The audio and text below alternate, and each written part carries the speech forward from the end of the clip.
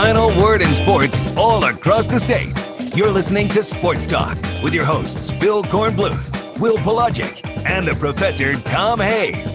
You've been waiting all day, so join the show now by calling 800-956-7266. I just really feel more knowledgeable, from everything from protection schemes to, defensive coverages. Just going out there with more knowledge. I feel like last year was kind of just trying to know our plays and, what we were doing on offense. So, this year just really feeling more confident in what the defense is showing us. At practice, every rep is like 3 seconds on the clock. And when the game rep, any punt return can change the game. Any special teams play can change the game and the momentum of the game and being a spark for the team. And that's my mindset going in special teams. All righty. Good evening and welcome to Sports Talk, South Carolina Radio Network on a Wednesday night. Another good summer day in South Carolina. Hope you're enjoying it. I certainly am. No, it's summer. It is summer. It's still summer, and I'm fine with it. You know what? I don't care. If we don't have winter until February and it's over by March, I'm fine with that. No, See, I know no. Prince William over here, he's not happy about that. You know why? Don't you? Because we don't have winter. Then we get into spring and we've got a drought. What makes you think I'm not happy about? Because you're starting to already complain about it. I'm not complaining about it. I'm sitting here bringing it up. Look, I'm in a very feisty mood tonight, so don't try me. I was in a feisty mood yesterday. I have some very bad news for you in particular. Why is that? Very bad news. Why is that? I don't know if I should share this right off the top of the program. What's bad news? I think I will. I had the annual physical today. They said I'm good for another 15 years, so you can. That's why you're feeling good. I thought maybe you're staggering into the medicine cabinet. I'm not going anywhere anytime soon. I ain't worried about that. Your predecessor kept waiting for me to keel over, and we see what I got him. Is that what it was? Yeah. He had a bus parked out. He was counting down. Doctors can't account for acts of God, Corn. Like That's a bus, all I'm saying. like a loose bus, or acts of humans. I'm more concerned about the acts of humans. Also, anyway, it is good to be with you. Had an uplifting experience this morning, if you know what I mean, when it comes to your annual physical. Oh, very nice. Yes. Good to have Brian Leonard back behind the bulletproof glass as well. And Pro's back with us here in the studio at 6:20 tonight here on Sports Talk. We'll have for you the names of the Mr. Football Finalists in South Carolina. I don't know who they are. Coach Keith Richardson will join us to share that information with us. Always a big night when we get to the process of naming the finalists for Mr. Football. And, of course, the winner will be announced at the Touchstone Energy North-South All-Star Game in Myrtle Beach. We've got baseball going on. It's Washington and the Cubs. Cubs trying to end this thing. They trail 1-0 in the fifth inning, and we've got news out of Clemson. Good news for the Tigers. It will be Kelly Bryant starting, presumably on Friday night. Dabo Swinney says he's, quote, ready to go. You know the way Dabo speaks. He doesn't really like to speak in definitive nature, but he said he practiced all day Wednesday, practiced all day Monday, practiced all day Tuesday, has not missed a rep all week, despite the low ankle sprain that he suffered Saturday against Wake Forest. So it will be number 2 starting at quarterback on Friday night. I don't think this is necessarily a surprise given the way that they've spoken about him the entire week. There is a little bit of reticence in my mind just because of the fact that this is Syracuse. It's not exactly a high-powered opponent, you would say. It's a 20-point, line there. So wondering whether or not there'll still be a bit of a short leash on him, whether or not they get a lead and they'll go to Cooper and Johnson just to keep away from trying to hurt that ankle further, especially going into an open week. But at least from the standpoint of transparency, Dabo is at least saying it will be Kelly. All right, and Butch Jones at Tennessee confirmed today that it will be Jarrett Garantano starting for Tennessee against South Carolina at quarterback. So the Gamecocks will be facing. This is a little bit of a monkey wrench thrown into the works for them because there's not a whole lot of video on this young man. Now, this is a guy, if I remember correctly, he's a redshirt freshman. I think he was recruited some by South Carolina coming out of high school, but he did not take an official visit or anything like that. But in terms of, you've been watching Tennessee videos since I'm sure they started, like Ellis Johnson and the analysts behind the scene, I'm sure they were breaking down film a couple of weeks in advance, but now you get to game week and you're planning on Dormady at the quarterback position. Now you're going to get the other guy. So it changes things up, and he's a different quarterback than Dormady because he's more mobile, and I can imagine they're going to incorporate more of the running game with him, especially because he's new and they don't want to put too much of the passing game on him. But if I'm the defensive coordinator, I'm going to give him some exotic looks on my end and let him think before he acts. He has some experience this year, a lot of it in garbage time. He played against Indiana State, went 4 of 12, 41 yards, played in a game against UMass as well, and also played in the blowout loss to Georgia. So in that regard, he has at least seen the field some this season. So it's not like there isn't video on him, but like you said, I think this will be a very similar experience to what South Carolina what they tried to do. Part of the plan they tried to do against Texas A&M and against Kellen Mond, which is, like you said, throw the kitchen sink at him. Also, coming up tonight, we'll have the M&M boys at the bottom of the hour. We'll have Corey Miller and Will Merritt with us. Also tonight, we'll be hearing from the Tigers' Ray McLeod and from the Gamecocks' Dante Sawyer and perhaps Jake Bentley as well. And at 7:30 here on this Wednesday night, the captain, Billy Downer, will join us from DNR, another exciting edition of SC Wild here on Sports Talk. We are now deep into deer hunting season. In fact, I saw a little blip in the news the other day that said here in South Carolina, right now we're in the prime time for automobile deer collisions. So be on the lookout as you're driving around the state. Believe me, it's happened to me twice in my history. You ever hit a deer with your car? I've never hit a deer with my car, knocking on wood. Yeah, it's not a fun experience. No, I mean, because the I've seen deer gallop across the road and had a couple close calls. Yeah, the deer loses and you lose too. Right. You know. And you know, quiet's kept, but I've seen deer inside the city limits of Columbia. You know, they come out at weird hours of the night. Can you shoot them? Can you shoot them if they're in the city limits? No, I don't think you're allowed to fire you can ask Captain Billy when you're. Yeah, are you allowed to shoot them if they're in the city limits? Yeah. Back to the football games this weekend. I did a little film study on Syracuse, and you know, seeing all these gaudy numbers with Eric Dungy and Ishmael and all this stuff, even Irvin Phillips too, talking about all these numbers. A lot of these numbers, Corn, much like we've seen from some of these other teams that have put up gaudy numbers, have come against teams like Central Connecticut State, Middle Tennessee, Central Michigan, and in the second halves of games against teams like LSU and NC State.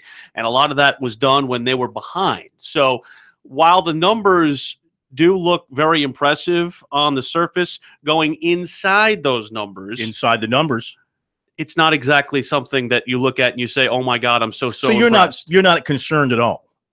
From a Clemson standpoint, I'm very unconcerned. Yeah. In fact, I am less concerned about this game than I was about last week's game. And the only thing that would concern me is if you didn't see Kelly Bryant. It looks like we're going to see a full-strength Kelly Bryant. And, you know, both at Tennessee and Syracuse, and this kind of ties into a subject we talked about with Clemson earlier this week, you know, a little bit of a drainage from the student body, not from the regular fans, because I was watching the Clemson-Wake Forest game last night, and the shot that I saw of the stands, it was packed, even in the second half. I mean, nobody was leaving.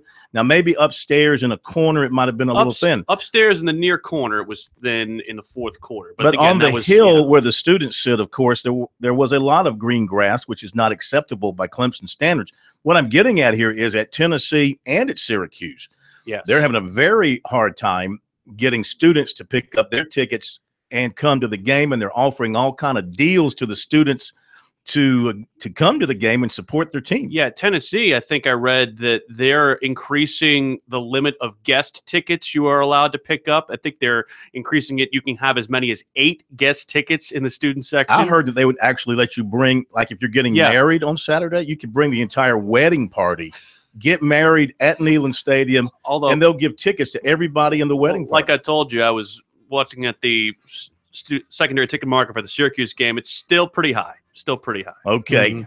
Gouge still pretty high. It's gouging. Like we're talking like $60 to go to a Syracuse football game. You know, they might still have 75,000 there, but that'll mean 25,000 empty seats. That building doesn't hold 75. No. I'm talking about Tennessee. Tennessee. I was talking about Syracuse. I'm sorry. I'm sorry. All right. We'll be right back with Mr. Football.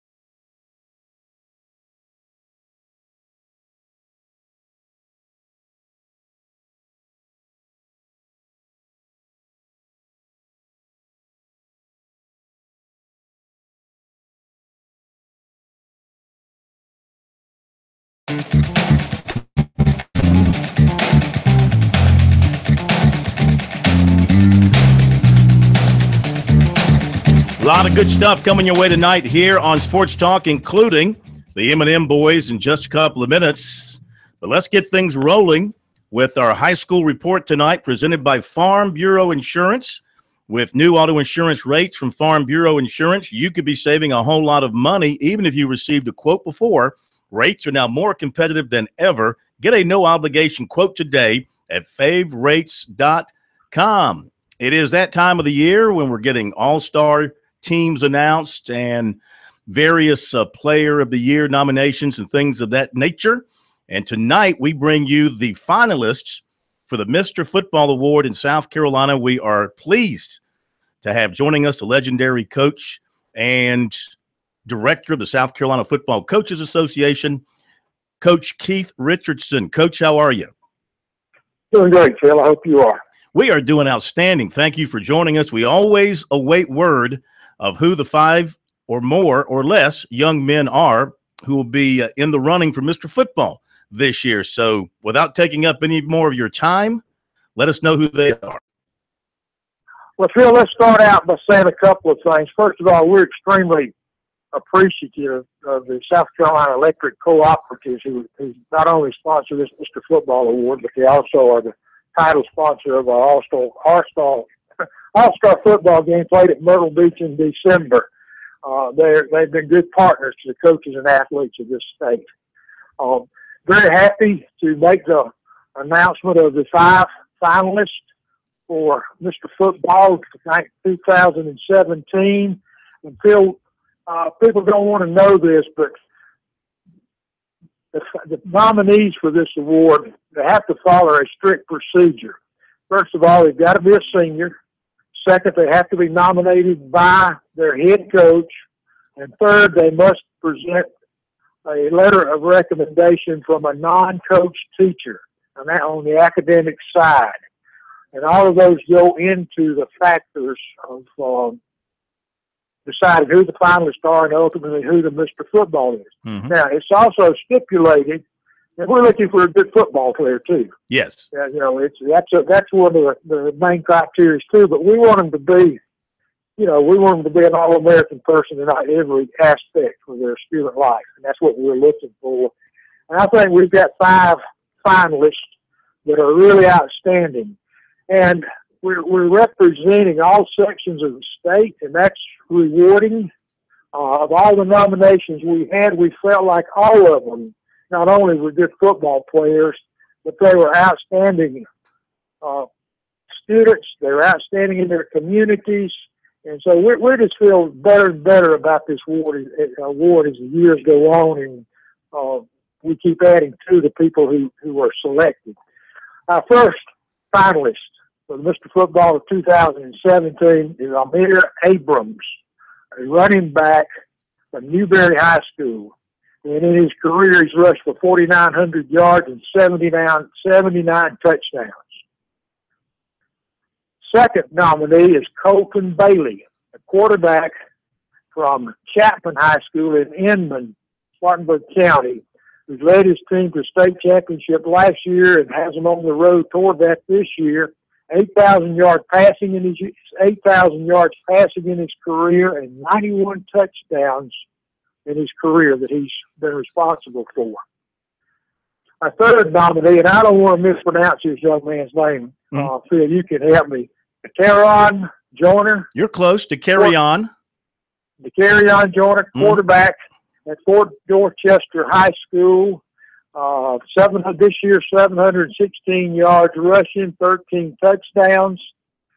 Committed to the University of South Carolina, but I think everybody is familiar with this young man, and he's typical of the nominees we've got. Not only is he a great football player, but I think his coach summed it up very well when he said that he not only is a great football player, but he's an even better person.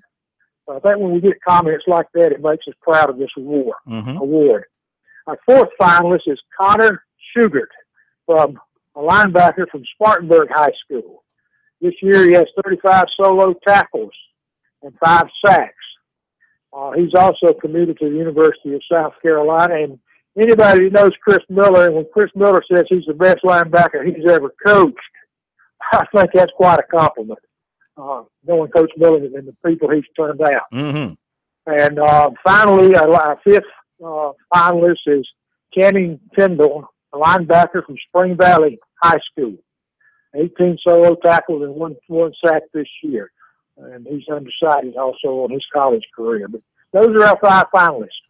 Wow, what a great group. And it's going to be a tough process moving forward. Tell us about what happens now moving forward to get to the ultimate winner. Well, I think the first thing, Phil, is we want to see how many people check in with you and make their choice. You know, we'll have that election or test going on to see how people react to it. But the committee will continue working. They'll come up with the finalists, which will be announced in Myrtle Beach on December the 9th at halftime of the 2017 Touchstone Energy North-South Bowl game. Well, we'll certainly take recommendations from the audience and votes from the audience as well.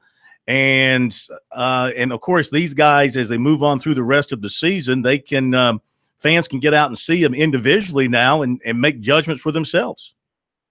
Absolutely. And we certainly hope people will continue to watch our high schools play. It's still a great sport in our state and a lot of interest, and I'm very proud of it. I'm very proud of what our coaches do in this state. And let's remind everybody, too, of course, with the Touchstone Energy Bowl coming up in December, tickets are available. What's the best way for folks to get their hands on some of those tickets?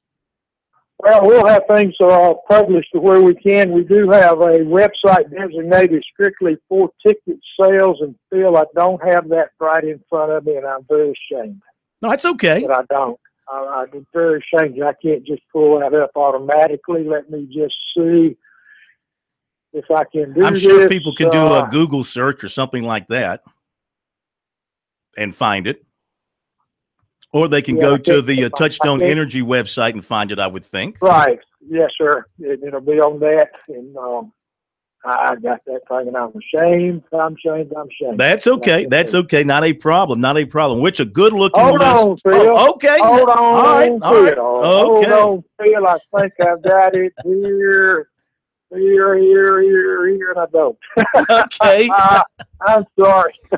That is quite all right. We're going to give you a pass on that at this particular time. And listen, we thank you for being with us tonight. Look forward to seeing you in the weeks to come and looking for a great finish, great playoffs in November, great state championships, and then on to the All-Star season here in South Carolina. Absolutely. We appreciate what you do for high school sports in this state. Well, it's always our pleasure. Thank you, Coach. Yes, sir. Thank you. Thank you. Okay, there you go. The finalists for Mr. Football for this year, as you heard from Coach Richardson, quarterback Colton Bailey from Chapman, running back Alton Abrams from Newberry, who's a record-setting running back. I've heard David Shelton say a lot of really good things about him.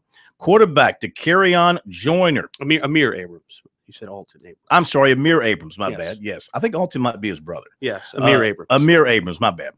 DeCarrion Joyner, quarterback from Fort Dorchester. Connor Shugart, linebacker from Spartanburg, who has a walk-on offer to USC and apparently is planning to accept that, according to what Coach said. And linebacker Channing Tyndall from Spring Valley, who's having a great year as well. So there you go. I mean, that's a very good list. Some big name. You can't. They limit it to 5. So you got guys like Darion Kendrick from up at South Point, who very well could have been on this list, who's not in the 5. He would be one that jumps out at me as a highly. I look at it from the recruiting standpoint. Again, as Coach Richardson said, it's more than just your recruiting status. It's more than just your football. Mm-hmm. It's what you do in the community. It's the recommendation not only from your coach, but from somebody else in the school. There's a lot more that goes into it. So they're looking for the well-rounded person who's not only a standout in football, but a standout in life.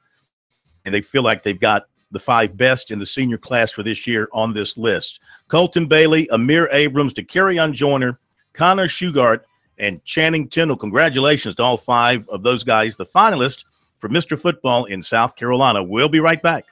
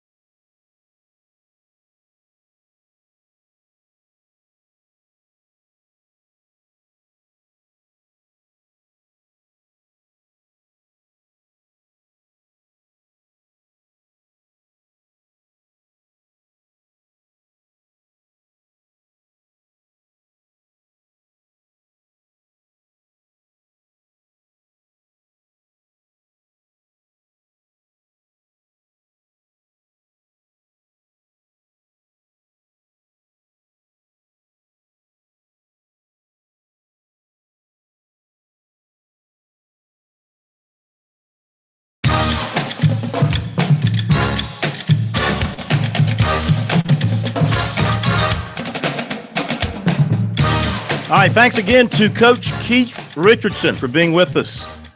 The 5 finalists for Mr. Football: Colton Bailey, Amir Abrams, DeCarrion Joyner, Connor Shugart, Channing Tyndall. Congratulations to all. Now to 2 men whose names never appeared on the finalist list for Mr. Football in South Carolina, though I know one of them is going to chime up here and declare that he was the best player in the state as a high school senior. I wonder which one's going to say that. You know it's going to be me. That's easy. Y'all noticed I was respectfully silent. Well, and justifiably. The so. only time in your time with us, Will. I was really hoping that neither one of you took the bait. No, I know Corey would. I know he's going to do it. Welcome in, guys. It's the M&M boys, Corey Miller and Will Merritt, with us here on Sports Talk. Now, good to have the 2 of them with us as we move ahead, halfway point of the season. Going to get to the bye week next week, so both teams are anxiously looking forward to their games Saturday. And Corey, let's begin with you. Domination, capital D domination by the Gamecocks over Arkansas. Yeah, great win for South Carolina on Saturday. And, of course, they did it by defense and scored 3 touchdowns, most in school history. They did that very nicely, a couple of pick sixes and scoop and score. Defense has been yielding some yards. Again, Ben McClellan has worked for them. I like what Coach Muschamp, Coach Robinson are doing defensively. And, of course, they've been turning people over in the red zone. That's a good sign for Gamecock football. But I'm most impressed with the defensive front. It was the biggest question mark coming into the season, defensively at least. And those guys have stepped up. And credit Coach Thompson. Lance Thompson's done a great job developing that defensive line. Guys like DJ Warner, the SEC lineman of the week. I mean, they're playing really good football up front. It's making it easier for the linebackers in the back end as well. So I'm really impressed how they're playing defensively. I know it's not going to pull up the stat sheet, but they are 5th in the SEC defensively for scoring defense, and that's a great sign. And I believe still need to get better. I want to see Jake Bentley play better early in the ball game and selling a lot of balls high, and I think it's because he's so wired up and anxious early on, but he seems to play better as the game slows down. So great win for him. You get the win number 4. None of us go up for the disgruntled Tennessee football team to pick up win number 5 in a couple of weeks. This week, excuse me. Corey, it's interesting looking at South Carolina and what they'll have to face this week with Tennessee, and you as a defensive player can speak to this. When a team changes its quarterback middle of the week like this, you don't have a lot of film on him. How do you go about preparing for what the Volunteers will bring to the table with Jarrett Garantano at quarterback instead of Quentin Dormady? Yeah, you don't do anything different. I mean, they're still going to run the same offense. You just got a different guy that's taking the snaps. And you don't know much about his skill set. Normally you have a chart on what balls he throws best. Is it a big route? Is it a center route? Or, things like that. Is he a mobile guy? So I think they probably have some familiarity with him from his recruiting for us, his athleticism. Can he move around in the pocket? Is he a runner? That type of thing. But from a schematic standpoint, they're not going to do anything differently because it's going to be the same offense. You got to put that guy in front of you. You got to do your assignment. So I think they're prepared the same. But as the game goes along on Saturday, they'll find out more about, of course, how they're calling the game with this new quarterback. Maybe they do things differently because you do have a breakdown, in sets and, 12 personnel or 11, whatever they're doing. As the game goes along, they'll make adjustments defensively based on how they're calling the game with this new quarterback. All right, Will, Clemson's in the midst of the Swiss cheese portion of its schedule as they go from Wake Forest to Syracuse. And a little bit of a scare there with the injury to Kelly Bryant. Now, Dabo said today he's good to go. He'll start. But, how careful do they need to be with Kelly Bryant? Or after seeing the 2 backups, in particular Hunter Johnson on Saturday, is there more confidence that if something were to happen seriously to Kelly Bryant, that Hunter Johnson could step in and lead this team? Well, I think Hunter probably solidified his ability to be the first man off the bench right now based off the way he played. But as far as, taking it easy on Kelly Bryant, I don't think that's the case. I mean, you saw Deshaun get nicked up and banged up a little bit, but they still ran him when the quarterback run option was there. I think you'll still see him run him. Hopefully this is a game in which Clemson can do what they did last year. Obviously, you're looking for another 54-0 win like we had against Syracuse last year. I don't think we're anticipating that. But if you can get a lead, maybe play him a little bit sparingly since you do have a short week. You have one less day to rest him. But I don't think you'll see him running as much. I did talk to some of the coaches this week, and they feel very confident that he's going to be almost 100% by the time Friday night rolls around. So I don't anticipate there being a huge letdown there. But, guys, I mean, Hunter Johnson came in and did exactly what everybody in the offseason was bragging about. Mm-hmm. That's his decision-making, point accuracy. Limited time that he was in there against Wake. Albeit against Wake, still, you have to have those reps against any team against live bullets to be able to see what you're going to do against blitz pickup and against, some short routes and hot routes, and, of course, a beautiful pass to the tight end over the middle for the touchdown. So, I think they feel very, very confident they have three quarterbacks that they can put on the field at any time. Obviously, the formula is work, get a good working margin, turn the dogs loose, turn that defense loose, and Clemson has another victory. With a short week like this, Will, do you see them more concentrating, maybe after they get that first touchdown drive, really putting the pedal to the metal, playing that running game? I do think you're going to get a heavy dose of the running game this week, and I think there's a couple of reasons for that. I think Syracuse is susceptible to the run. And of course, Clemson's one of only just three teams in the country that are able to boast that they're very balanced. They're averaging 230 in the air, 230 on the ground, and so they are going to be balanced. I do think you'll see a heavier dose of run this week, trying to grind and make the game a little bit shorter. If they do get a lead with a short week, and knowing you have the bye week to be able to heal up your running backs, your offensive linemen, from a, bang them in the face type play, that they're going to have to, go out there and do. But here's the thing, guys. All in all, the short week really doesn't matter. I know it's 1 day short. I know Dabo doesn't like it. I know the fans don't like it. But going into an off week, you know what? If I'm a player, I like an extra weekend off. Going into the bye week, knowing they're going to give you some rest. So, yeah, it's going to stink having to play on a Friday night for the TV purposes, but as far as I don't think it's going to be that bad once you get to Saturday morning. And you were such a party animal in college. I'm sure you you needed every weekend. Yeah, all that meant was an extra weekend to go to Max Drive-In. That's all. Now, Corey, two questions for you. South Carolina is, I think, the best in the country when it comes to penalties. Fewest penalty yardage, yes. Yeah, fewest penalty yards. Leads the country per game. I want to ask you what that tells you about the coaching and the discipline. And then number two, Sky Moore. 13 career interceptions, closing in on the school record for interceptions as a linebacker, you having played linebacker at the highest level. How difficult is it to accomplish that as a linebacker? Well, to answer your first question, the fact they have the fewest penalties is great because that tells me the discipline is there. I mean, because normally those things happen when guys are not focusing and not paying attention, just not there in their head, so to speak. And the coach has done an outstanding job of being disciplined with these guys. They practice hard. They practice a game tempo and those types of things. And Will Mostly did an outstanding job of getting them to that area. As far as Sky Moore is concerned, man, one of the best. I mean, I've seen some great cover linebackers in the country, in the NFL, and college. He's one of the best I've ever seen for his coverage. He plays great football with his eyes. That's what you got to have at that linebacker position because you got to read the run blocks in front of you. He's susceptible to play action passes and things like that. He plays great with his eyes. Better than I think I've seen in a long time. Which knows he gets back in those zone coverages. He reads the quarterback. He reads routes. He understands, where they're going. And this guy is phenomenal. He's playing great with that neck injury, and I think he will break that record before the season's over. What do you project him for regarding the NFL, linebacker or safety? He has to play linebacker. I think he's a guy that's going to have to gain weight. He's probably 218, 220 at the most, soaking wet. And, the game is changing. If you look at Houston and the way they're playing offense, now that zone reads in the NFL now because that's what you're getting with these college quarterbacks. Maybe he can still play.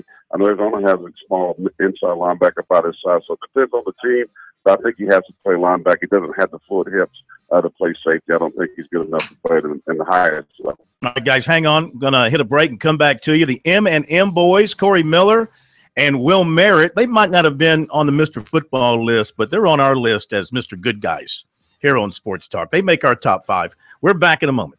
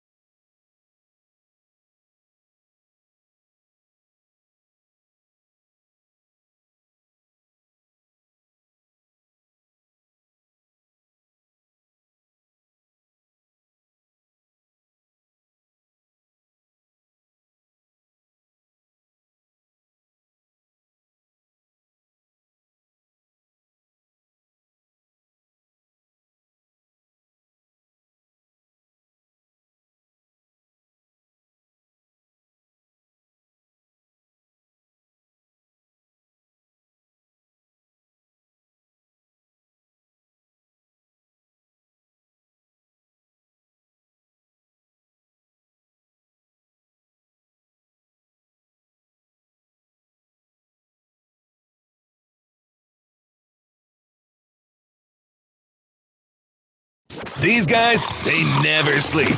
Check them out on the web at SportsTalkSC.com. Now, more of Sports Talk on the South Carolina Radio Network.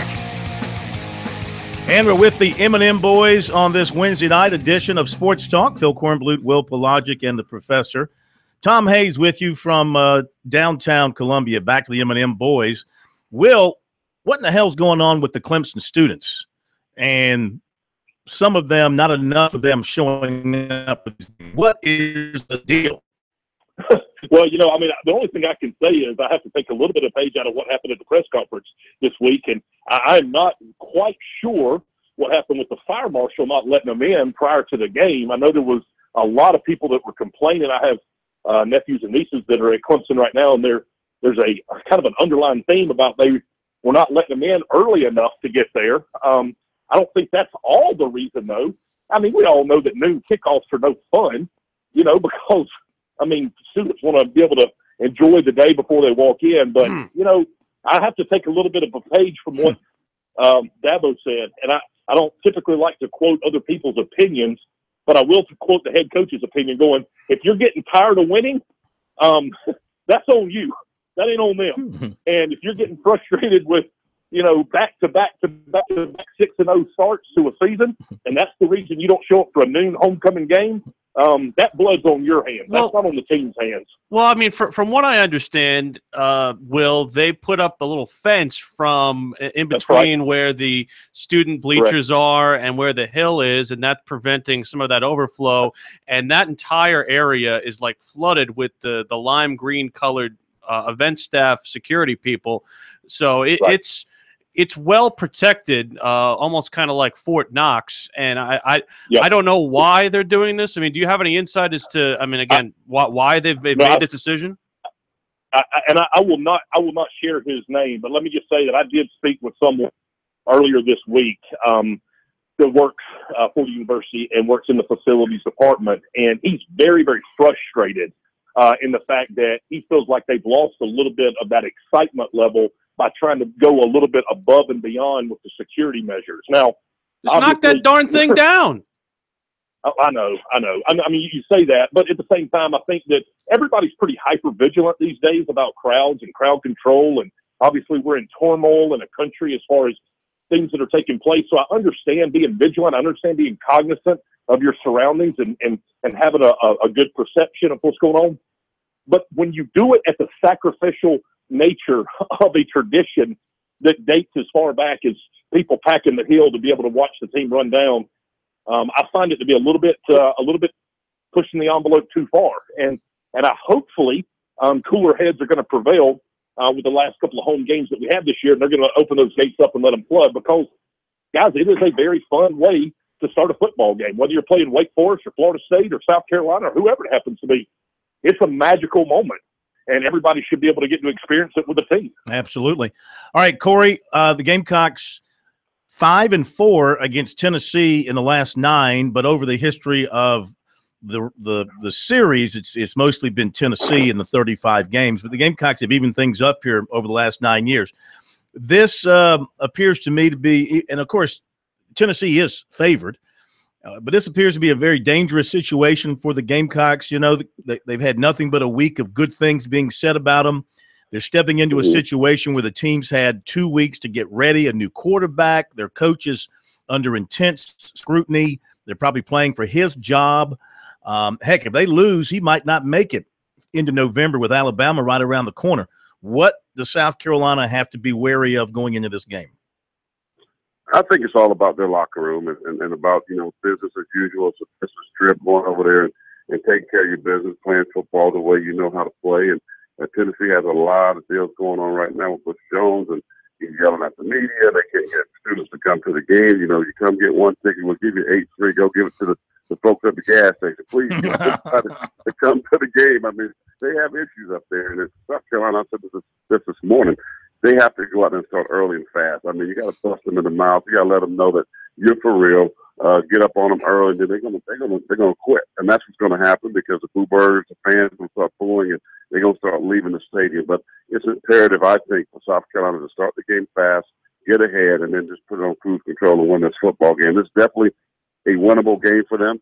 and they need to take care of business. I think it's really, really important as they're going to continue now to go, as you talked about, with that Swiss cheese schedule for South Carolina is going to get extremely difficult, I think, down the stretch. So this is a big game that they have to get in order when you talk about bowl games and set yourself up for that. I think it's imperative, though, that they start fast. Well, hey, Phil, I would typically say no offense before rebuttal, Corey, but since it's Corey, I'm going to go offense. Corey, here's the deal. I don't know of which South Carolina team that you're talking about starting early and getting on cruise control. I mean, I understand the fact that you got to win against an Arkansas team that, listen, that's a good win. But this is also, I don't know of how many games have you seen South Carolina be on cruise control yet this year. That's one. I haven't seen y'all hit cruise control in a long, long time. Now, listen, well, because I think Tennessee is a very weak. Ho. It's not Christmas yet, but ho. Corey, Will, go ahead. Yeah, but that's the team. Well, Corey. Getting in the league. Hey, this is South Carolina talk. This is not Clemson. You had your chance to talk about how nobody showing up for your game at high noon crime. Nobody want to come to a game and winning and all this stuff. Let me have my turn, okay? South Carolina got to get ahead. What I'm saying, not cruise control, meaning what you think. I mean rolling. When I put it on cruise, I'm rolling 85. I'm not slowing down. That's what I'm saying. There's no up and down. You get a good speed. You got things going on. You put it on set to 85, field corn blue, and you ride. You know what I mean? I hear you. You ride till you hit. Then Corey, you need to go directly to Barnes & Noble and buy yourself a thesaurus, because that's not what cruise control means. Dictionary. In the world of college football. Dictionary, Will. Dictionary. No, I'm saying find a thesaurus and find a different term. Find a different term for cruise control, because that's not what it means. A thesaurus is going to give you an alternate. Let him use a thesaurus. Okay. He wants to use a thesaurus. I'm going to go about thesaurus and find out what cruise means. But listen, here's the deal. You want to call me Captain Homer? That's fine. I'd rather captain a ship that's on water than captain a ship that's sinking. So let me just tell you something right now. Jones is captain the ship. You know what ship y'all are captain up there right. And the only way that they get back in any type of way to be able to keep Butch Jones's job is to go out there and have a good win against South Carolina.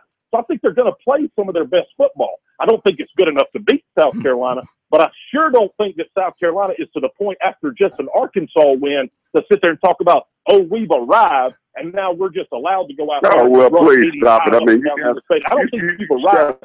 Struggle against Wake Forest.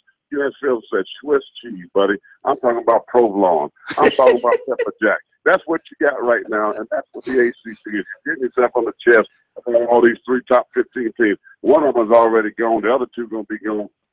Matter of fact, the one of them is ranked for South Carolina put their foot in that throat. Okay, so who are you comparing us to? Who are you comparing us to? The ACC, South Carolina put their foot Who are you comparing to?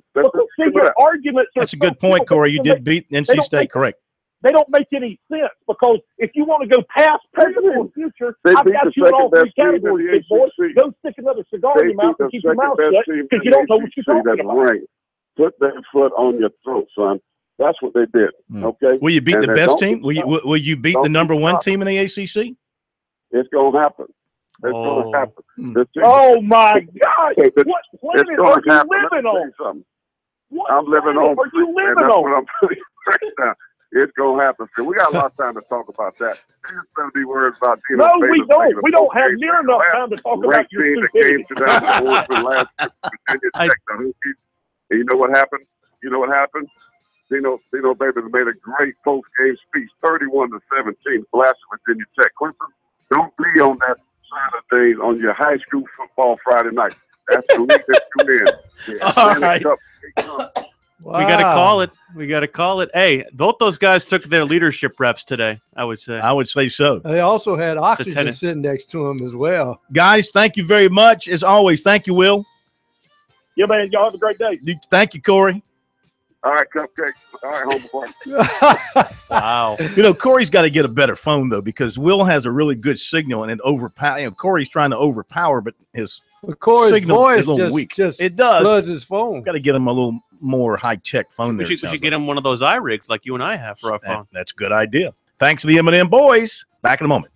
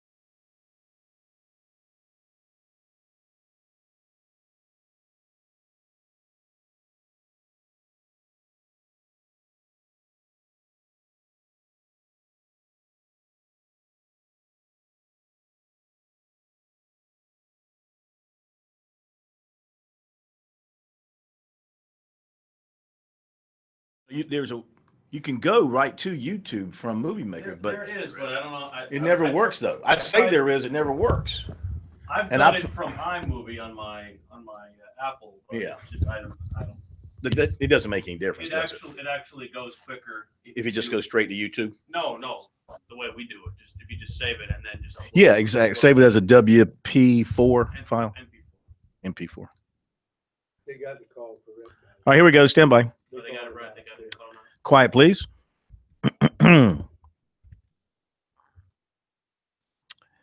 Bum, bum, bum, ba-dum, ba-dum, bum. Let's see here. Let's see what I'm using here. All right, I did her last night. I got to tell you about the strangest call I had today with a coach. And also they did it with Lester, who never throws the phone. Time out, everybody. You ready? Coming down in 3, 2, 1. Defensive end Joe Bolatepoli of Wake Forest, North Carolina, has his first two. Easy for me to say. 3, 2, 1. Defensive end Joe Bolatepoli of Wake Forest, North Carolina, has his first 2 official visits set. He's going to Maryland this weekend, Michigan State the following weekend. He was at NC State unofficially for the Louisville game. USC remains in touch and would like to have him in for a visit as well. Shrine Bowl receiver Sam Pinckney of Greenwood will take an unofficial to LSU this weekend. He plans to take an official there in November. He's also going to Virginia Tech for an unofficial visit on the 21st. Offensive lineman Richard Gurridge of Tampa told rivals that Florida and Clemson are his top 2. He was at Florida last Saturday. And offensive lineman Jamari Sawyer of Atlanta also told rivals he'll make his announcement December 15th. He's down to Clemson, Florida, Georgia, and Ohio State. Phil Kornblut, South Carolina, Radio Network Sports. Too long, you can cut out the Jamari Sawyer piece. All that got in, the 45? Okay. So I called this coach for Semi Shitu. Shitu. I think it's actually pronounced Shitu, but anyway, out of Vermont Academy. And first of all, he answered the phone thinking it was somebody else, and he answered something about, are you delivering the pizza or am I picking it up? So he just, But anyway, when I got him on the phone, I said who I was and why I was calling. And I said, is South Carolina still involved with Semi? And he goes, yes, they are. And I said, well, is he going to take an official visit? And there was a long pause, and he got real quiet.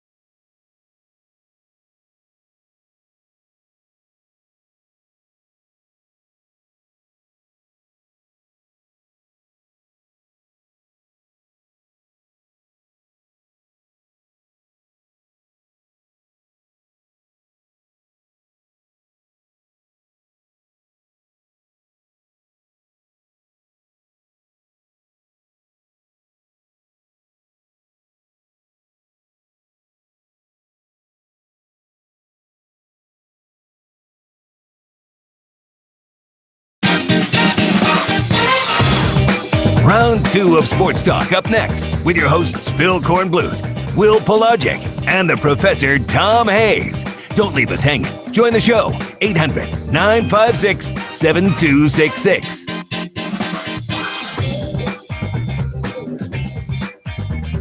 Okay, we're back. It's Sports Talk, South Carolina Radio Network.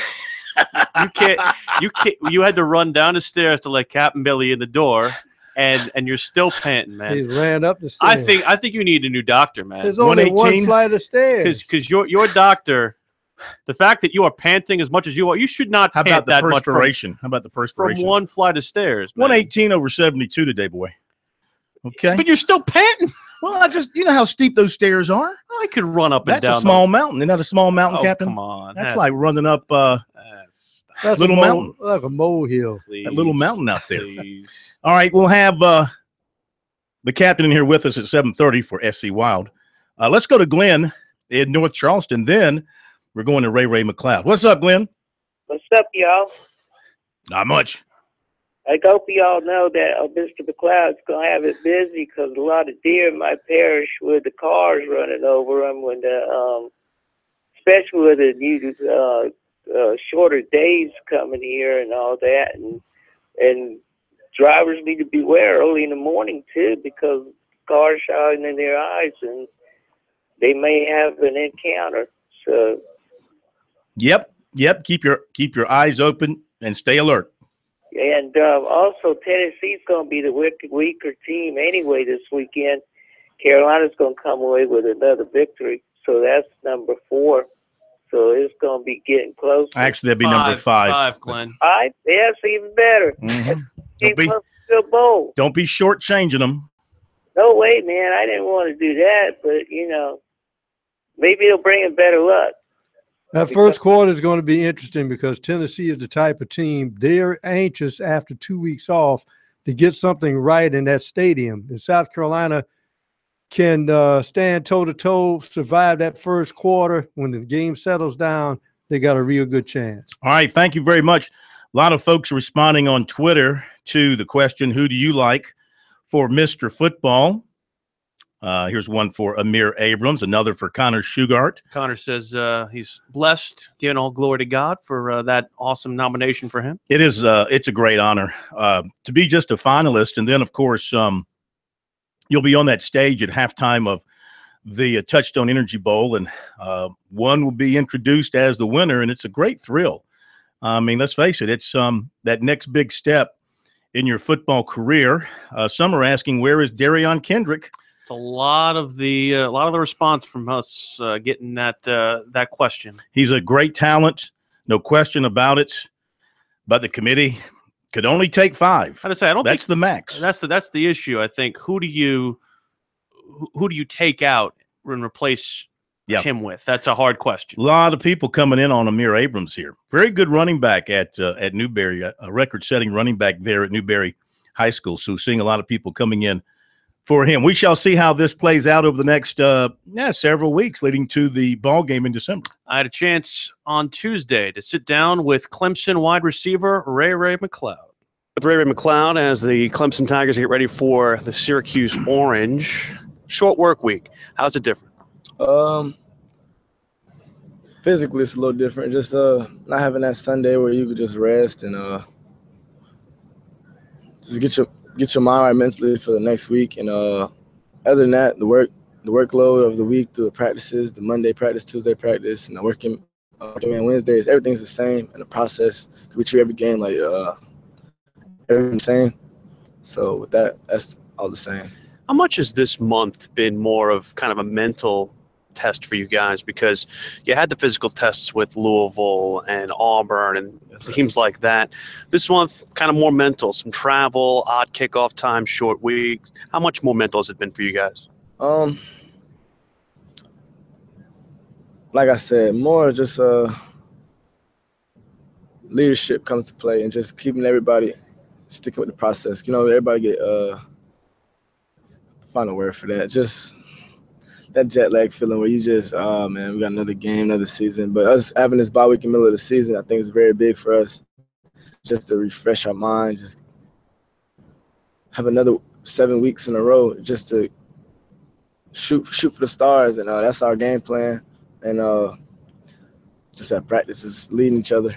You mentioned leadership. How much have you grown as a leader? I've always had leadership skills, but I mean, just now, just kind of staying more focused and with the process and buying to all in what Coach Sweeney talks about and just growing and listening to Coach Scott and me and just asking questions that I may know just that the freshman may not know. So it's stuff like that. I know that one of the things that you've said and things that you've seen and grown about is your punt return skills and things of that nature. A lot of those skills continue to develop.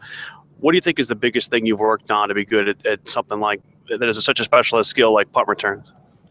Being focused all times at practice. Every rep is like 3 seconds on the clock when the game rep, and that's how I've been practicing that punt return. Just every play, any punt return can change the game. Any special teams play can change the game and the momentum of the game and being a spark for the team. And that's my mindset going in special teams. How much of a pride element is it for you having played here and knowing the receivers who've come here, the Mike Williamses and guys of that nature who've kind of set the standard for what it means to be a receiver at Clemson? Actually, just playing with Mike, man, he showed you how to practice, how to play with a passion, and I was blessed to have the opportunity to play with him and Artavius Scott. He was another one. He played with tremendous passion, and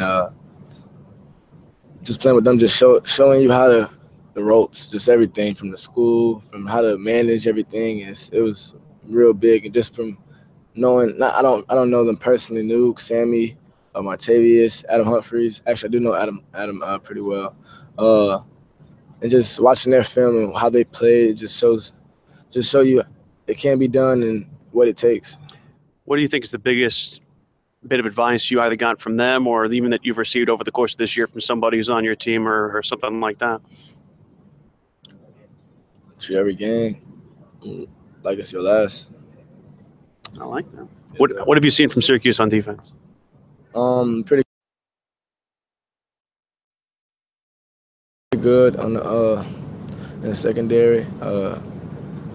And then in the interior, they're they have a lot of veterans that came back, and should be a good game. I mean, they played two good teams very close, LSU and NC State, which they also play other teams, but those two teams in particular because I've watched them play, and but they're a good team. I know that you have a week, and a game to play, but you are excited for that bye week, I'm sure, to get off your feet a little bit. Yeah, I am. Just to go see my family, really. Watch my little brother play his same night. I mean, bless him. He's been doing great. So good luck this week. Thank you. God bless. That's Ray McLeod, Clemson wide receiver. We just got in the comments from Dabo Sweeney. This on Kelly Bryant. Practice all week, ready to go. Nothing changed. Ready to roll. Only one that's going to be out is Jalen Williams. He's got a sprain his AC joint in his shoulder, so we're gonna hold him this week. Kelly, when you hear high ankle sprain, usually those take weeks to come back from. Yeah, he didn't have a high ankle sprain. Get a little lucky with the fact that it's the lower. Yeah, he didn't. He's able to move around. Yeah, absolutely. Yeah, it wasn't a high ankle sprain at all. So he's responded good. That's it. So that's at least all we're going to get out of Dabo Sweeney from the Kelly Bryant injury standpoint. It looks like it is not even a concern for them. All right, certainly good news that Kelly Bryant will be able to go. Jalen Williams out with the shoulder, the ACL.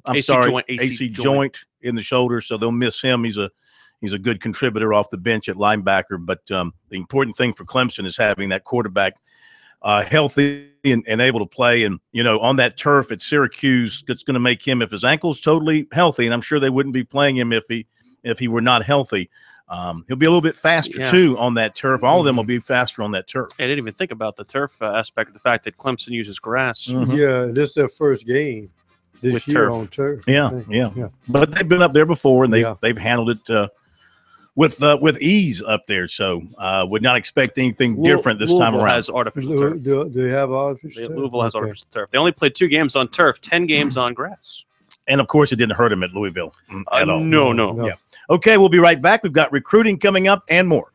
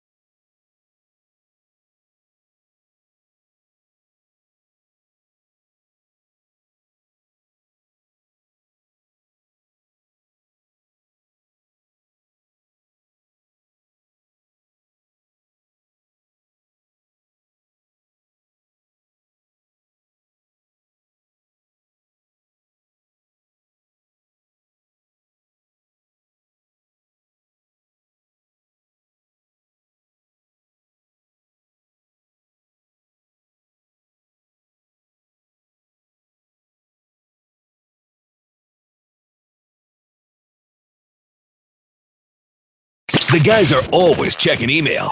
Send your comments or questions to talkback@sportstalksc.com. Now, more of Sports Talk from Columbia's Main Street.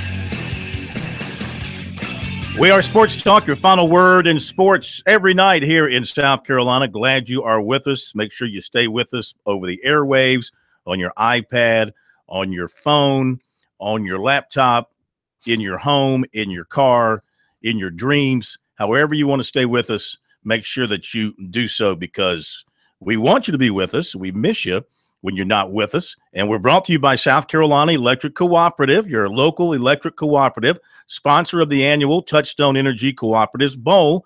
And to find out more about what the co-ops are doing across the state, visit ecsc.org and save that date, December 9th, for the 2017 Touchstone Energy Cooperatives Bowl. To recruiting now here on Sports Talk. And defensive end Joe Bolatapelli, Wake Forest, North Carolina, going to take an official to Maryland this weekend, and then one to Michigan State the following weekend. He was at NC State unofficially for the Louisville game. USC is still in touch, and he said they want him to come in for a game. He talked with them last week, and he said that they still seem interested. USC, NC State, Maryland, Michigan State, the top schools with him. He has 50 tackles and 7 sacks this season. Shrine Bowl receiver Sam Pinckney of Greenwood, that school's all-time leading receiver, will take an unofficial visit to LSU Saturday with his mom. He plans to take an official there in November. He's also going to Virginia Tech for an unofficial visit, October 21. He said LSU and Virginia Tech are on him pretty hard at this point. Both have offered. He hears from them regularly, and North Carolina also is showing interest.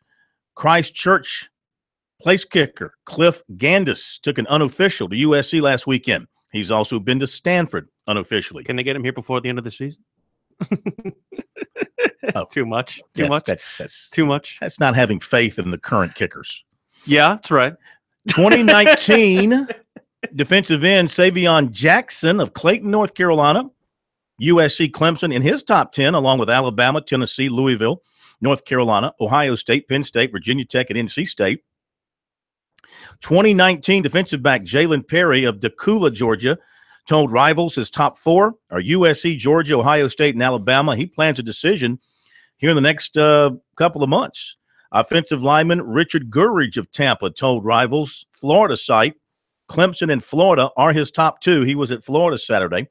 And offensive lineman Jamari Sawyer of Atlanta told Rivals he did not make an official to Florida last weekend, as he had talked about doing. And he's going to announce on December 15th. And he's down to Clemson, Florida, Georgia, and Ohio State. Basketball, if you missed it last night, USC women missed on 6-2. Aquira DeCosta of Sacramento, she announced for Baylor. And per his coach, USC is still involved with 6'6" Simi Shaitu of Vermont Academy. That's really all he would tell me. This one got kind of weird. He really did not want to share any information about what was going on with Shaitu. Cryptic, was he? Very much so.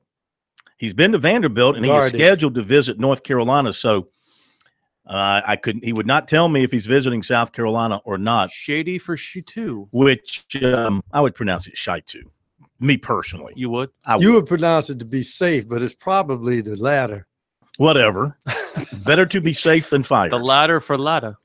So, I don't know. I'm not going to be surprised if he shows up at a visit at South Carolina based on what I felt was some. He's a pretty big dude. I think he'd stand out, wouldn't he? Isn't he like 6'8"? Yeah. He's also very highly recruited and very highly thought of. You'll find him if he's on a visit. And, this is the kind of guy, I guess. I don't see yet where Frank Martin and company have really cashed in on their Final Four run in recruiting. Look around the state, Probably not going to get Zion Williamson. Mm-hmm. Did not get Neesmith out of Porter-Gaud. Mm-hmm. Did not get the forward out of Conway. The best players in the state. And with South Carolina making that run to a Final Four, that should have given them a lot of recruiting momentum in state in particular, you would think. Should have. Well, again, Frank Martin, for all he is, if you can't deal with him, he doesn't want you. Yeah, it's You true. know, that's the kind of guy he is. He's very open-minded to it. All right. Grand Jake slam by Bentley. the Cubs, by the way. Oh, is that right? Not by the Cubs, by the Nationals. By the Nationals, 5-0. 5-0. Jake Bentley met with the media yesterday and feeling pretty good about things coming off that win over Arkansas. You know, part of the season, folks have been piling on the offensive line. Offensive line did a pretty nice job against Arkansas, and Bentley noted that. I think it goes a big way for their confidence, really. They're starting to play better. For me, I've always had confidence in them. I tell them all the time. I go behind them any game against anybody. But I think just for them, knowing that they can do it, they can move people, out of a gap for a running game to get going. They can give me enough time. And, they had a great practice today. And when guys get, back healthy, I think it's going to be even better. Jake, this kind of marks a one-year anniversary for you of sorts, and that you took over at the midpoint last year. How different do you feel walking out there on the practice field and walking out there for games than you did against UMass prior to UMass last year? I just really feel more knowledgeable. From everything from protection schemes to defensive coverages.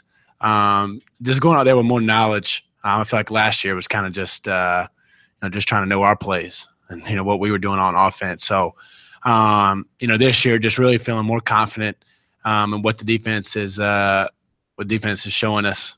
Who's not blocked. If someone comes, I'm gonna be hot. Just little things like that. Just feel like I've gained more knowledge of that. Just overall knowledge in the game. Do you think your teammates see you differently than they did this time a year ago? I don't know. I mean, I've tried to feel like I've stayed the same guy personality-wise. If anything, they've grown in their knowledge too. Kind of grown together and knowledge of the game. The Tennessee game last year was kind of a big moment for you. Do you feel like that was maybe when you showed everybody, hey, I can play this game and I can play in the SEC and I'm and I can do this? Maybe. It wasn't just me that game. A lot of guys made some big plays for us. So, but that definitely was a big win. I think if anything, it gave me that some confidence. Knowing that I didn't skip a year for no reason. All right, Jake Bentley, as he met with the media earlier this week, we'll see how well he and that offensive line play up at Tennessee on Saturday. All right, back to the phones we go, 800-956-7266, and it's Alan. Is that right? No, I'm sorry. Say it again. I can't hear you. I can't. RJ in Columbia. I'm not too far off. Alan, RJ. Sounds about the same. No, yeah. RJ, what's up? Close enough there, Corn. Yes, How sir. you doing, Corn? Good, sir. Have you all thought about the Mr. Football? We have. For tonight, I'm trying to find out why the number one player for 247 Sports and on the number one team in the state is not even in the top 5. Can you explain that to me? Well, I can't speak for the selection people. All I can tell you is there is a list of criteria that they go down. If you missed it, obviously, when we had the 5 with Coach Richardson, but he said, it's more than just football, and it's more than just your recruiting status and all that kind of stuff. You have to be recommended by your coach. You have to be recommended by somebody else in the school away from the football program. They look at your academics, they look at your community service, and of course they look at your football too. Like you said, you got to be a pretty darn good football player too. So, and they can only pick 5, and you have to be a senior, and he is a senior. And they made their choice. RJ, which one of these 5 would you take off the list for DK?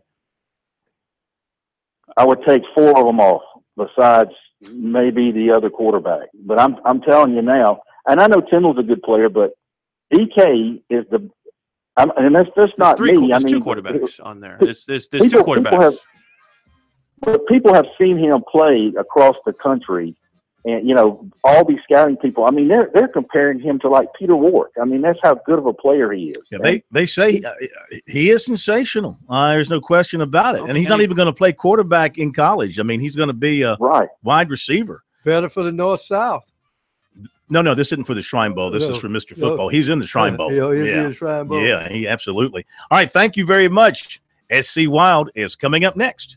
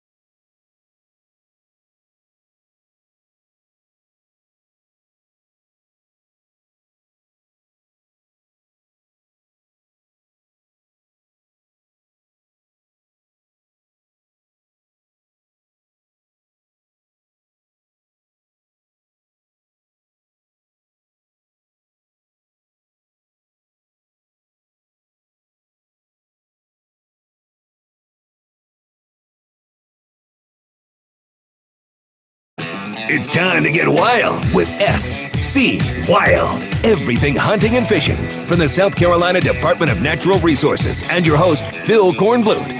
SC Wild on Sports Talk on the South Carolina Radio Network. It is time once again for a visit from the good captain, Billy Downer, SC Wild, here on Sports Talk from DNR. How are you? I'm just glad you're back in the saddle here. I'm glad to see. It's been a while. We haven't seen you in forever. The other company, but it is nice to have you back. I gotta say, I'm sitting right here, you're right there. And you sit here and you disparage my name right in front of me, Captain Bill. We even have the same given name. What is the deal? I never said your name. Hey, I just said it's glad to have you know you that back. You're talking to Australian royalty here? Now. Come on. Oh, Careful. is he really? Yeah, yeah. He's related to the Queen of Australia. Again, I've got to do this on air. A little shout out for the Bulldogs this weekend. No love to the Bulldogs in the Walford. Mm-hmm. Big game. Big game. You're talking smack about them getting, losing the last struggling a little bit. Two good teams. Doesn't mean that we won't win this weekend. Yes. And to the Walford fans out there that have been giving me phone calls that are friends of mine that feel a little jazzy right now. Well, they should. They're think they're going to walk in there and, take it to the house at Johnson Haygood. Mm-hmm. Maybe they will, but I'm still pulling. This is a warning from the captain. All right, before we get into your stuff for tonight, of course, nationally, the news story, the timely story, everything out of Las Vegas, and you being an expert in firearms and things of that nature, the great outdoors, this bump stock thing that we heard about with this shooter in Las Vegas, exactly what is that and what does it do to a weapon? I'll be like a lot of people and tell you how much of an expert I'm not. I'd never even heard of it until this incident. Looked into it some more now. We've had a lot of questions from the media in reference to our public ranges. Do we allow bump stocks? Well, one of the things, first of all, we do not allow automatic weapons of any type at our ranges. A bump stock may not be defined or may circumvent the automatic weapons ban or requirements for special licenses to have by a gun owner, but we would not allow that at our range because it would allow you to shoot in automatic fashion. We require a 3-second pause between our fire when you shoot at the range, one shot at a time, so we can control what the firearm's doing and for safety reasons on the line. So makes sense. That would be our answer to that. Again, learned a lot. We've all been learning a lot from this very tragic situation that happened out west.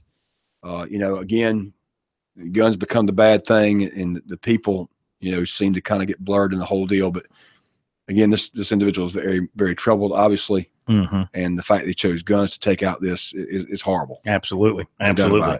All right. To your notes for tonight, and you want to talk first about the Watery Range and what's happening over there? Yes, we had some good this past weekend. Had a great day out at the range. We held a free shooting clinic for our shotgun teams.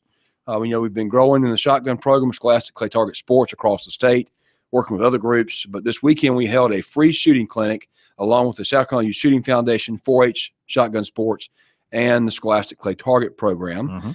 We had individuals from all of those programs come out and assist us with free instruction for young shooters to help them get better and more proficient on sporting clays and skeet. We had Rick Willie, who is the 4-H state chair for the state as far as shotgun sports, and he happens to be the head coach of the national championship Clemson shotgun team. Wait a minute. Clemson won another national championship? Yes. I Blair Afton, was on the 2013. They won last year again. Wow. 2016. So they got a football national championship and shotgun national championship. Shotgun national championship. They did. I'm always amazed that, our service academies aren't highly placed in some of those things. I'm a little disappointed. Where's the Citadel when it comes to the shotgun championship? They don't have a shotgun. They have rifle teams. All right. Gotcha. The shotgun, skeet, trap, sporting clays is more of a club sport. It's not a sanctioned NCAA. Sanctioned NCAA necessarily. Right. It is a club sport. But in this club event, they had a national championship. Clemson won it. I've seen West Virginia do very well. But if Citadel's not good in shooting, like I've said here many times before, if they're not good in rifle, then we got a real problem. There should be an investigation. Your disparaging remarks are getting more troubling by the minute. Well, I mean, seriously, shouldn't Citadel be good in rifle? You would think that we would be proficient in rifle, but just because you're good at rifle manual does not mean you're good at shooting a rifle in rifle competitions. Okay. However, don't act like you can't outrun it, though, Corn. Let's be real. I mean, really. I just think, the Citadel, when it comes from invaders from the Atlantic Ocean, that is our first line of defense. I just want them to be good. Go ahead. They were way back when, of course. They caused a lot of trouble. Not good enough, apparently. Across the bay. Apparently not good enough. All right. Well, also along with Rick Willie was Bernie Till, who's the SCTP or Scholastic Clay Target Program. He's over that organization for the state and a member of Mid-Carolina Gun Club. In fact, he's been the president there. He served on our skeet shooting instruction as well as Mr. Johnny Nash from Charleston, who's one of our volunteer hunter instructors and a former national shooter, nationally ranked skeet shooter. Very good, a lot of knowledge. Had a lot of good instructors out there. My own Staff Sergeant Scott Stevens was over the 5-stand. He did instruction there. And then we had Donnie Roth and Tommy Palmer and Teddy Hutchinson from the Youth Shooting Foundation do some sporting clays instruction on our sporting clays course. So all in all day Saturday, we shot from about 9 o'clock to about 5 o'clock. Had 74 kids come through that, shoot over 3,500 clays. So a lot of shooting, a lot of fun to be had. Safety, of course. Everybody went home safe. Had a great day, though, learning how to shoot better. And you noted here in your notes that it was a humid day. It was raining. Yes. How much more difficult is it to shoot well in those conditions? Just to have people come. We had kids come from all over from Walhalla, South Carolina to come shoot. And the fact it's raining, they're going through Clemson, Carolina traffic, both had home games. So kids went through a lot to get there. And when it's raining, when you get there, sometimes people won't come because they figure nobody's going to be, we're not going to do this in the rain. But it didn't rain that long. And then after it stopped raining, it got very hot and very humid. So instructors, everybody drinking lots of water. But despite all that, we still had 74 show up, which was that was great to have that many kids show up. Absolutely. Absolutely. And then follow that up this past Tuesday, of course, we had this past Tuesday would be yesterday, wouldn't it? Yes. We had our grand opening ceremony for the Watery Clubhouse and classroom renovation, which is a big deal for us. Been working on that now for 6 months to 12 months, working very hard to get that complete. So we had that classroom ability open in the range office there inside of that renovation. So had a lot of fun yesterday. We also dedicated our skeet and trap fields to Donnie Boyd, who was a charter member of Indigo Club. His wife, Miss Susan Boyd, came out and we unveiled with her help a monument in his honor. Basically a little plaque remembering him and what he gave to the Indigo Gun Club. As a charter member, he brought one of the very unique features to our range there, the Boyd Tower, named after him. There's an old transmission tower he brought in and placed some pulleys and different cable system on there to lift target throwers up to a high position where you can get some pretty unique shot presentations. We use that tower today.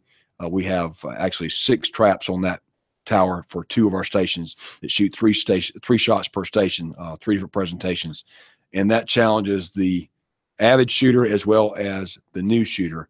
So we're very grateful for the Boyd Foundation and for Mr. Darnell's legacy. I remember going back, when we first started with you, I mean, many years ago that was. Sure. You're talking about the Watery Range and plans for doing a lot of things out there. So what we're seeing here now is kind of the culmination of those plans. Exactly. Our shotgun. Yeah. It is our only shotgun facility in the state. Gives us a lot of opportunity to offer very inexpensive shooting for our young people that are in our shotgun programs, as well as for the adults around the state. In the Midlands particularly, have a chance to come out and shoot sporting clay, skeet, and trap at a public range for a very relatively low rate, $5 per 25 shots, or on the sporting clay course, which is 8 stations, 50 targets, $10. And it's open how often? It is open Tuesday through Saturday from 9 to 5 every week except for holidays. On holidays, we close usually on the holiday. If it's the holidays on a Monday, we'll be closed the Tuesday following. Is it always staffed by DNR? It always staffed, always manned.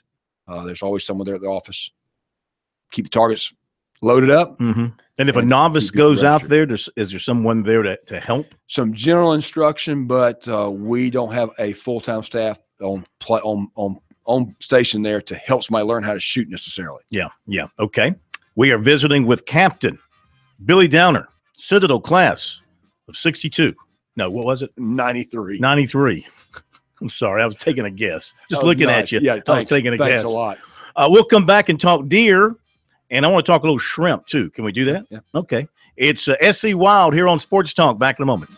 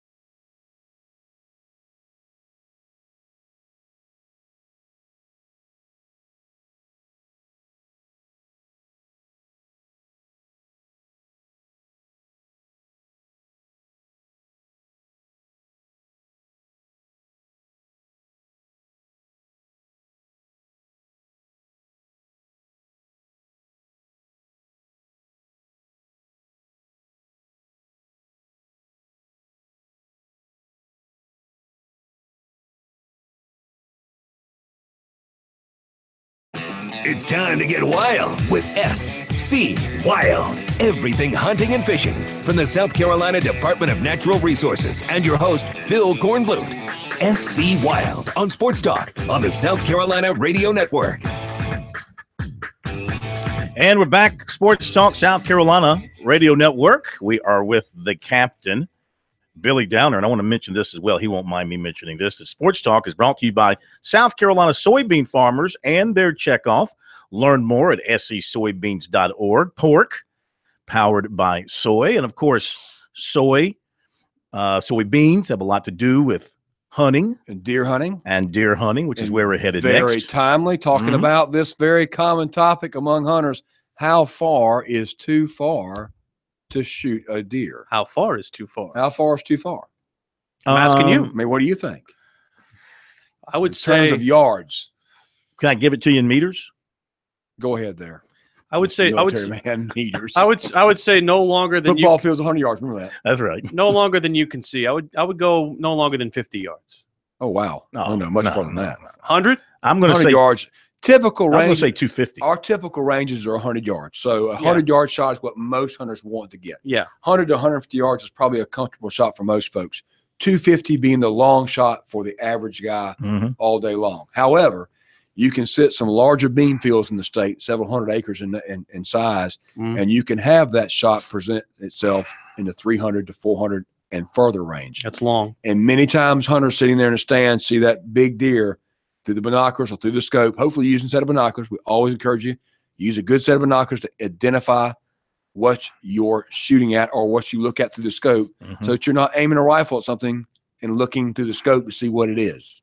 That's how are we doing this season when it comes to that, to accidents? Have we had a good year avoiding accidents? We've done pretty well. Yep. I mean, we've always got a few folks here or there slip up. I mean, we get the situations that always come up. People failing to identify the target. Ricochets, things of that nature, but it has not been too bad moving this far in the season. How has the take been? Pretty good. It's hot though. Yeah, it's very hot. Yeah, I was going to ask you, this deer movement, this kind of weather. Yeah, it messes with things. Deer move on the lunar calendar as well with the moon, so the rut and things will start taking. Typically, most hunters will tell you mid-October to mid-November, if they have to choose their time to hunt, they're going to choose one of those 4 weeks to hunt. And if they're going to pick in there. A lot of people like around Halloween. A lot of people like that first week in November. Typically last week in October, first week in November, everybody really wants to get hunting because that's when the rut or when bucks are chasing does, when their senses are not as high as normal, they're a little duller, they'll run out there and kind of be stupid, so to speak. And show themselves when a smart, mature buck usually will be more wary. During the rut, they're not because they're thinking about the does and they're running around at different times and they're checking more frequently to corn piles and things where they know does are, trying to catch up with that doe. Any thought in the DNR circles about extending the season because the weather's been a little bit off in terms of the calendar? There's always opportunities to hunt on good days too. And so just because it's hot now, a lot of people don't hunt. And the seasons in some areas are just coming in now. So your muzzleloading season starting in different regions, game zones. But we have in most of the state, particularly here in Richland County, we have one of the longest seasons in the country, 4.5 months of season, August 15th through January 1st of open rifle season or any firearm season that you can use on private land. Use anything you want on private land. But again, how far is too far? You see that deer out there at 400 yards. You look through the binoculars, see a nice rack. You want to take a shot. Can you take that kind of shot? Is there a rifle out there, a combination with a scope that's capable of making that shot? Absolutely. Remember, a 30-06 round can go 1.5 miles. But in saying that, you need to be very careful when you take those shots to make sure you hit the target, that you know what's beyond your target if you miss it. So your bullet doesn't skip off through the field toward a house in the distance or something else that you wouldn't want that bullet to hit. No one wants to go deer hunting, pull a trigger, and have an accident happen that they could have prevented. Right. But the deer at a long distance, can you take the shot? Yes, you can. A couple things to keep in mind. Good scope, good rifle, good ammunition, all those things matched up. Having your ammunition matched up, and it takes practice. Going out to the range and practicing that long shot. Practicing the more than 100-yard shot. Taking that 200-yard shot. But then it takes you finding the right place to go practice that. And ranges that are over 100 yards are hard to find. Right. DNR, we only have one range in the state that we have available for 200-yard shooting, and that's at the Spartanburg James O. Thomason range. It's a tube range, very safe. You shoot through a 48-inch color pipe at the side of a mountain. Bullet can't go further than that mountain. And we have a 200-yard opportunity there. We have 100-yard, 200 yards. So you can take your rifle, sight in it at 100 yards, and then try it 200 yards. Just gives you the opportunity to stretch it out a little bit. There are some, very few, but there are some private ranges out there that allow people to take out 300, 400, 500-yard shots. Those are difficult to find. Again, the further out you go, the smaller that back burn becomes. You'll be very careful there. But good optics, and a must, if you're going to take long shots, a rangefinder. You got to have a good one that you can range a deer so you know exactly how far it is, so you know how to adjust your scopes. The Nikon BDC reticle has been out for a long time. It has the normal crosshairs and then the small circles underneath stacked. Each circle is for different yardage. The first circle is 200, 300, 400, and down. But you have to know, and Nikon has the program on the computer. You can actually go to the computer, load in your rifle, load in your ammunition you're using, size ammunition you're using. BDC reticle will come out and compute a basic. It's not exacting, but it's pretty close to what that scope will be capable of giving you a yardage at. But again, you've got to know your yardage. Know a story recently, a nice 10-point was taken over in the edge of Sumter, Lee County. The lady was hunting, called her husband, said, "Hey, I see a big deer out there. He looks to be about, he described where he was. The husband said, it looks like about 400 yards. She called her husband on the phone? Oh, yeah. You think I could take that shot? Tries to take the shot, bam, nothing. Takes it again. Anyway, the end of the day, ended up taking the shot, and she did take the deer, but she had to move up. But again. Now, the first shot didn't scare off the deer? So far, the deer doesn't even know where it's coming from. Actually, they hear the noise, but they don't see anything. It's 400 yards is a long way. Right. It's not, of course, tremendously far, but it's a long way. Yeah. People do this all the time. They shoot, they miss, and they end up walking, basically getting that to the deer. But, again, that's why practice is important. Yeah. So you're not throwing bullets out there in the ground. You're actually taking a good shot. You know what you're capable of doing with your rifle. You know what you are capable of. You know it's beyond the target. You take safe shots. Beam fields, big beam fields offer long shots, but it does take practice. It can be done. But main thing is practice, and have the right equipment. Scopes. I got told this a long time ago. Put as much money in your scope as you do your rifle. People will pay $800, $900, $1,000 for a good rifle. Then they want to put a $200 scope on it. That's not very good. And scopes can go from $1,500 up to $2,000. So you want to put a nice scope on there. Leopold, go with Miopta, some of these really good optics that are out there. Swarovski, Zeiss, good optics that give you clear vision and can give you accuracy when you're shooting. Very good. Before we say goodnight, the shrimping season ongoing. What are you hearing down along the coast on that? Is upon us. It started September, and I have to look to remember it started September 8th and runs through November 7th. That's our baiting season. This is when folks take the mud, the clay, and mix in the fish meal, make the bait balls, and they put their poles out, and they drop the bait balls by the poles. They back off, wait for the shrimp to come in. They take and throw a cast net. Sure. Season, it has its ups and downs. Everybody's got their favorite spot. It just depends on the weather, the tides, a lot of factors. I have not heard any bad reports thus far, but it typically, just like a deer season or any other season, there's ups and downs. So we got another month and a half of the season. Did the storms hurt? Of course, the storms do in different ways. Again, that depends on where you've been shrimping, the depths. If the storms have churned up the water, caused some holes to fill in, that may fill in your favorite spot for shrimping. You may find the next hole. Shrimp do like to go in deeper areas. All right. For folks who want to reach you or any of your partners at DNR for any questions, what number should they call? They can always call our OGT line, Operation Game Thief, at 1-800-922-5431, or call us in the office, 1-800-277-4301. Happy and safe shooting, Captain Billy. Have a safe week. And fishing. Happy hunting, happy fishing, and happy everything else in the great outdoors. And go Bulldogs. Come on, man. We're supposed to be impartial here. We also like Wofford here, Captain. Now, come on, let's be fair. It's going to be a heck of a game, though. Should be a fast game with two teams that love to run the football. Should be a great game. We'll see you in 2 weeks. Looking forward to it. Thank you, Brian. And thank you. We'll have a safe trip to Syracuse. I will. I'll bring you back some dinosaur barbecue. You got it. Talk to you tomorrow night.